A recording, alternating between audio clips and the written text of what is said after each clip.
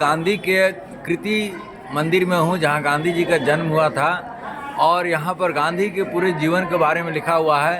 तो मैं धैर्य के साथ मैं इन बातों को आज पढ़ूंगा इसी जगह में, गांधी के जन्म स्थल पर, अपने जीवन में भी अपनाऊंगा और एक वीडियो में बना रहा हूँ इस पर। तो पहला स्टार्ट करता हूँ। 2 अक्टूबर 1969 सुदामापुरी पोरबंदर में श्री करमचंद गांधी के घर जन्म हुआ। सन 1883 13 वर्षीय गांधी का कस्तूरबा बाई के साथ विवाह। सन 1885 63 वर्ष की आयु में पिता का देहांत। सन 1887 राजकोट के कठियावाड़ हाई स्कूल से मैट्रिकुलेशन परीक्षा पास की और भावनगर जाकर सामल दास कॉलेज में भर्ती हुए। 4 सितंबर 1888 जाति वालों को घोर विरोध की उपेक्षा कर कानूनी शिक्षा अर्थ इंग्लैंड को प्रस्थान। 12 जून 1891 बैरिस्ट्री की शिक्षा प्राप्त कर भारत को प्रस्थान। अप्रैल 1893 पोरबंदर की एक मुस्लिम कंपनी का काम को स्वीकार कर दक्षिणी अफ्रीका के लिए प्रस्थान। सन 1893 से 95 तक दक्षिणी अफ्रीका में भारतीयों के प्रति दिखाई जाने वाली उपेक्षा का अध्ययन। स्वयं कई बार उपेक्षित और अपमानित किंतु शांत प्रतिशोध की भावना का दमन। भारतीयों की समस्याओं में बढ़ती हुई रुचि। नेटाल में वकालत आरंभ। 22 मई 1894 नेटाल भारतीय कांग्रेस का जन्म। जून 1896 भारत में वापसी। 28 नवंबर 1896 नेटाल से तार द्वारा बुलाए जाने के कारण अपनी पत्नी और 2 बच्चों के साथ दक्षिणी अफ्रीका के लिए दूसरी बार प्रस्थान। सन 1897 से 98 नेटाल में गांधी जी पर यूरोपियनों का आक्रमण, ईंट पत्थर से चोट, फिर भी प्रतिकार की भावना का समन। 1899 बोअर युद्ध में घायलों की सेवा के लिए सेवा समिति की स्थापना। नवंबर 1901 दक्षिणी अफ्रीका से भारत वापस। सन 1902 देश पर्यटन रेल की 3री श्रेणी में यात्रा। 1 जनवरी 1903 दक्षिणी अफ्रीका से फिर बुलावा। प्रिटोरिया पहुंचे। अप्रैल 1903 ट्रांस वालों की बड़ी कचहरी में नियमित रूप से वकालत प्रारंभ। वहां ब्रिटिश इंडियन एसोसिएशन की स्थापना। सन 1904 अंग्रेजी, तमिल, गुजराती और हिंदी में प्रकाशित होने वाली इंडियन ओपिनियन का संपादन ग्रहण। सन 1906 37 वर्ष की आयु में आमरण ब्रह्मचर्य का संकल्प। आमरण ब्रह्मचर्य 37 वर्ष की आयु में उन्होंने कर लिया। कस्तूरबा द्वारा पूज्य पतिदेव के संकल्प का समर्थन। सन 1907 भारतीय प्रवास संबंधी कानून के विरोध में सत्याग्रह आंदोलन आरंभ। 10 जनवरी 1908 एक वीर सत्याग्रही के रूप में पहली बार 2 मास की कारावास का दंड। पहली बार उनको 1908 में 2 महीने का जेल हुआ था। 15 अक्टूबर 1908 सत्याग्रह का आरंभ में 2 मास का कारावास का पुनः दंड, फिर से 2 महीना हुआ। सन 1910 सत्याग्रह करने वालों के लिए टॉल्स्टॉय आश्रम की स्थापना, जहाँ धर्म सेवा आदि की शिक्षा का प्रबंध किया गया। मार्च 1913 महात्मा जी के संकेत पर पहली बार महिलाओं ने सत्याग्रह में भाग लिया। अन्य स्त्रियों के साथ कस्तूरबा गिरफ्तार की गई। 5 नवंबर 1913 कूच सत्याग्रह। नवंबर दिसंबर 1913 कूच सत्याग्रह के संबंध में कई बार गिरफ्तार और अंत में बिना शर्त रिहा। सन 1914 सत्याग्रहियों के नैतिक मूल्यों के प्रायश्चित स्वरूप 14 दिन का अनशन। दिसंबर में उलूरिसी की आक्रमण होने के कारण भारत लौटे। सन 1915 में नए वर्ष के उपलक्ष्य में लॉर्ड हार्डिंग द्वारा कैसरे हिंद पदक का प्रदान।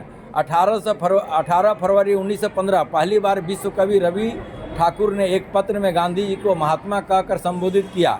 4 फरवरी 1916 महात्मा जी ने काशी विश्वविद्यालय का उद्घाटन किया। इसी वर्ष वह लखनऊ कांग्रेस में शामिल हुए और पंडित जवाहरलाल नेहरू से उनकी प्रथम मुलाकात हुई। 17 जून 1970 साबरमती आश्रम की स्थापना। 11 अप्रैल 1919 रॉलेट एक्ट का विरोध करने दिल्ली आते समय पलवल में गिरफ्तार। 18 अप्रैल 1919 महात्मा जी ने सत्याग्रह स्थगित किया। 18 अक्टूबर 1919 महात्मा जी के देखरेख में यंग इंडिया और नवजीवन का मासिक संस्करण हुआ। ये भाग 1 है। मैं दूसरा भाग भी पढ़ूंगा। मैं यहाँ पूरा धैर्य के साथ पढ़ूंगा इन बातों को। मेरे को बहुत अच्छा लग रहा है। बापू के यशस्वी जीवन का दूसरा भाग। अगस्त 1920 कैसरे हिंदी स्वर्ण पदक का परित्याग। नवंबर 1920 महात्मा जी के कर कमलों से गुजरात विद्यापीठ की स्थापना। 16 अगस्त 1921 महात्मा जी ने कमीज और टोपी का परित्याग। कर केवल लंगोटी पहनने का निश्चय किया। 16 अगस्त 1921 से उन्होंने अपने वस्त्र को त्याग कर दिया। 10 मार्च 1922 यंग इंडिया में 3 राजद्रोहात्मक लेख लिखने के अपराध में गिरफ्तार। 19 मार्च 1922 6 वर्ष की कारावास का दंड। देखिए 10 मार्च हुआ, 19 मार्च को उनका पनिशमेंट सुना दिया गया 6 साल के लिए। इसी वर्ष कारावास में रहते हुए महात्मा गांधी ने अपने आत्मकथा गुजराती में लिखना आरंभ किया। दिसंबर 1923 हिंदुस्तान सेवा दल की स्थापना। 5 फरवरी 1924 अस्वस्थ हो जाने के कारण बिना शर्त रिहाई। 18 सितंबर 1924 कोहट में सांप्रदायिक दंगे के प्रायश्चित के लिए 21 दिन का उपवास आरंभ।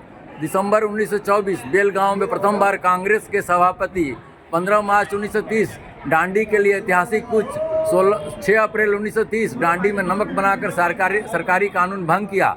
6 मई 1930 रात को गिरफ्तार किए गए। 25 जनवरी 1931 इरविन घोषणा, गांधी जी और 30 अन्य नेता रिहा। 4 मार्च 1931 गांधी जी इरविन पैक्ट। 27 अगस्त 1931 गोलमेज परिषद में भाग लेने के लिए इंग्लैंड की प्रस्थान। 4 जनवरी 1932 सत्याग्रह पुनः आरंभ, कांग्रेस संस्थाओं पर प्रतिबंध, गांधी जी गिरफ्तार। 20 सितंबर 1932 दलित वर्ग में पृथक चुनाव की घोषणा के विरोध में इरवादा जेल में ऐतिहासिक आमरण अनशन उपवास आरंभ। 26 दिसंबर 1932 सरकारी विज्ञप्ति से संतोष होने के कारण उपवास तोड़ा। फरवरी 1933 हरिजन सेवक संघ की स्थापना और साप्ताहिक हरिजन का प्रकाशन आरंभ। 8 मई 1933 आत्मशुद्धि के लिए 21 दिन का उपवास, उसी दिन जेल से रिहा। 29 मई 1933 पर्णकुटी पुणे में उपवास सफलतापूर्वक समाप्त। अक्टूबर 1934 कांग्रेस सदस्यता का परित्याग, उन्होंने कांग्रेस से सदस्यता समाप्त कर दिया कि भाई हम कोई दल में नहीं रहेंगे, निष्पक्ष हो गए। अप्रैल 1935 इंदौर में हिंदी साहित्य सम्मेलन का सभापतित्व और हिंदी का राष्ट्रभाषा बनाने का अपील, हिंदी को राष्ट्रभाषा बनाने का अपील गांधी जी ने किया था। जुलाई 1939 एक पत्र में हिटलर से युद्ध न करने का अपील। 11 अक्टूबर 1940 व्यक्तिगत सत्याग्रह का सूत्रपात। 27 मार्च 1942 दिल्ली में सर स्टैफर्ड क्रिस से लौटे। क्रिस योजना के बीती तारीख को चेक कहकर ठुकराया। 9 अगस्त 1942 भारत छोड़ो प्रस्ताव पर गांधी जी कार्य समिति का अन्य नेताओं के साथ मुंबई में गिरफ्तार। 10 फरवरी 1943 आगा खां महल में 21 दिन का उपवास आरंभ। 3 मार्च 1943 उपवास सफलतापूर्वक समाप्त। 24 फरवरी 1944 शिवरात्रि को शुभ पर्व पर महात्मा गांधी की जीवन संगिनी माता कस्तूरबा का हृदय रोग से अवसान। कस्तूरबा बाई 1944 में 22 फरवरी को देहावसान हो गई, निर्वाण को प्राप्त हो गई। मई 1944 स्वास्थ्य गिरने के कारण जेल से मुक्ति। जून जुलाई 1945 शिमला में स्वाधीनता वार्ता। 4 जनवरी 1946 ब्रिटिश प्रतिनिधित्व मंडल से भेंट। अप्रैल 1946 ब्रिटिश मंत्री मिशन से मिलने के लिए दिल्ली पहुंचे और भंगी बस्ती में ठहरे। मई 1946 शिमले में वायसराय तथा सर स्टैफर्ड क्रिप्स से भेंट। जनवरी 1947 हिंदू मुस्लिम एकता के लिए नोआखाली की यात्रा। 11 जनवरी 1947 विधान परिषद के नेहरू प्रस्ताव का समर्थन। मार्च 1947 हिंदू मुस्लिम एकता के लिए बिहार का दौरा। 1 सितंबर 1947 कलकत्ते में सांप्रदायिक शांति के लिए 52 घंटे का सफल अनशन। 52 घंटा क्लियर नहीं दिख रहा है। 8 सितंबर 1947 सांप्रदायिक ज्वाला धधकने पर दिल्ली में आगमन। 13 जनवरी 1948 शांति स्थापना अर्थ आमरण अनशन आरंभ। 18 जनवरी 1948 नेताओं का आश्वासन पर 121 घंटे उपरांत उपवास समाप्त। 20 जनवरी 1948 प्रार्थना सभा में बम विस्फोट परंतु कोई दुर्घटना न हुई, लेकिन 30 जनवरी 1948 को महाप्रयाण, उस दिन नाथूराम गोडसे ने उनको गोली मार दिया। तो गांधी जी का ये जीवन का पूरा इतिहास है। एक एक डेट वाइज कितने उपवास करते थे आत्मशुद्धि के लिए। गांधी जी आचरण में विश्वास करते थे, आचरण की सभ्यता। हम जो करेंगे वही किसी को बोलेंगे, और हमको बोलने से ज़्यादा हमारे जो व्यक्तित्व में जो हमारे कर्म हैं वो लोगों को शिक्षा देगा और उसको लोग अनुसरण करेंगे। जो हुआ तो एक महान संत, एक महान राजनयिक, एक महान भारतीय, एक महान विश्व के व्यक्ति के रूप में गांधी जी हमारे बीच आए और जुगों जुग तक इनकी शिक्षाएं, उनसे प्रेरणाएं हमें मिलती रहेगी। हम आत्मशुद्धि, अपने आत्मोन्नति का काम करते रहेंगे।